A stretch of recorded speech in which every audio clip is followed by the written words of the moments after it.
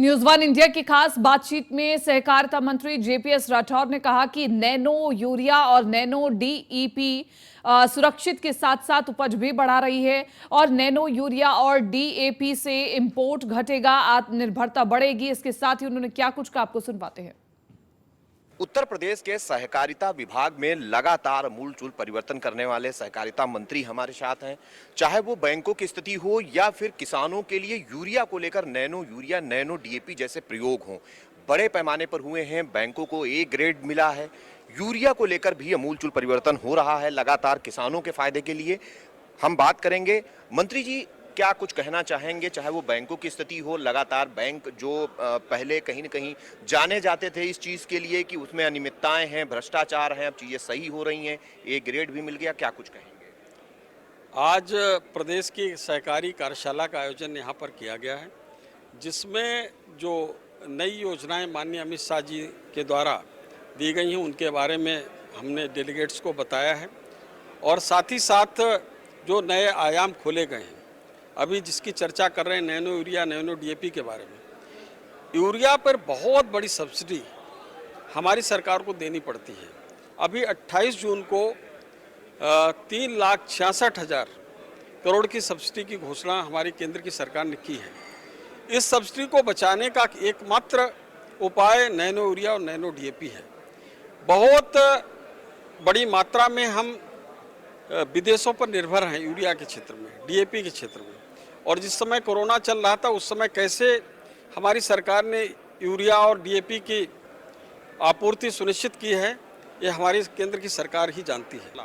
आप सहकारी बैंकों को लगातार नेशनलाइज पैटर्न पर ले जा रहे हैं, उनमें वो सुविधाएं दे रहे हैं जो नेशनलाइज बैंकों में है और साथ ही साथ बैंक भी लगातार फायदे में आ रहे हैं। तो माना जाए कि प्रदेश के और जिलों में भी बैंक के जहां शाखाएं नहीं है वहां पर भी ले जाएंगे? नहीं, उसका हम प्रयास कर रहे हैं। जैसे उत्तर प्रदेश कोऑपरेटिव बैंक की 27 शाखाएं थीं और पिछले साल हमने इसको 27 से बढ़ाकर 40 शाखाएं की हैं। हमें अभी रिजर्व बैंक ऑफ इंडिया द्वारा 243 और शाखाओं को खोलने के लिए कहा गया है, ताकि हम इसको जो पेनिट्रेशन है उसको गांव के अंतिम व्यक्ति तक पहुंचा सकें। 2024 से पहले लगातार भारतीय जनता पार्टी, चाहे सरकार हो, संगठन हो, तैयारी कर रहा है।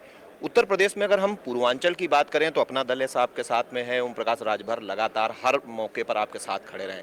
पश्चिम में भी इस तरीके की खबरें हैं कि जयंत चौधरी, जो कि समाजवादी पार्टी गठबंधन का हिस्सा हैं, वो आपके साथ आ सकते हैं। ऐसा है कि वो अपने लिए सूट सिला लें तो अच्छा है, उनकी राजनीति सही हो जाएगी, लेकिन अब वो निर्णय उनको करना है। हम तो कह रहे हैं कि अच्छे जो लोग हैं राजनीतिक क्षेत्र में, हम उनका सदैव स्वागत करने के लिए तत्पर हैं, तैयार हैं। पर्सनल लॉ पर लगातार जो यूनिफॉर्म सिविल कोड है उस पर लगातार पर्सनल लॉ बोर्ड और दूसरे संगठन विरोध कर रहे हैं, लेकिन मायावती हों, प्रकाश राजभर हों, कई जो विपक्षी दल हैं वो आपके साथ आ रहे हैं। देखिए, यूसीसी लागू करना आज समय की आवश्यकता है और मुझको लगता है कि सभी लोगों को इस देश के लिए, समाज के लिए और इस देश के विकास के लिए सबको एक साथ आकर यूसीसी का समर्थन करना चाहिए। धन्यवाद। ये हैं उत्तर प्रदेश के सहकारिता मंत्री जेपीएस राठौर, जो बता रहे हैं कि लगातार समाजवादी पार्टी की तरफ से इस तरीके के दावे किए गए कि बीजेपी के विधायक उनके संपर्क में हैं, लेकिन हुआ क्या वो सभी ने देखा है। चाहे वो निकाय चुनाव रहा हो या उसके बाद एमएलसी के चुनाव रहे हों, सभी को ये सारी चीजें पता चली हैं। जो अच्छे लोग हैं वो पार्टी में हमेशा आते रहे हैं, इस बार भी आएंगे। अगर अच्छे लोग आते हैं तो उनको पार्टी लेगी। और जहां तक यूनिफॉर्म सिविल लॉ कोड का सवाल है, उन पर भी हम लगातार काम कर रहे हैं। विरोध के बजाय देश में एक समान कानून के लिए सभी को सहयोग करना चाहिए। कैमरामैन अमित शाहनी के साथ मैं एस के Vajpayee, news one India, Lucknow.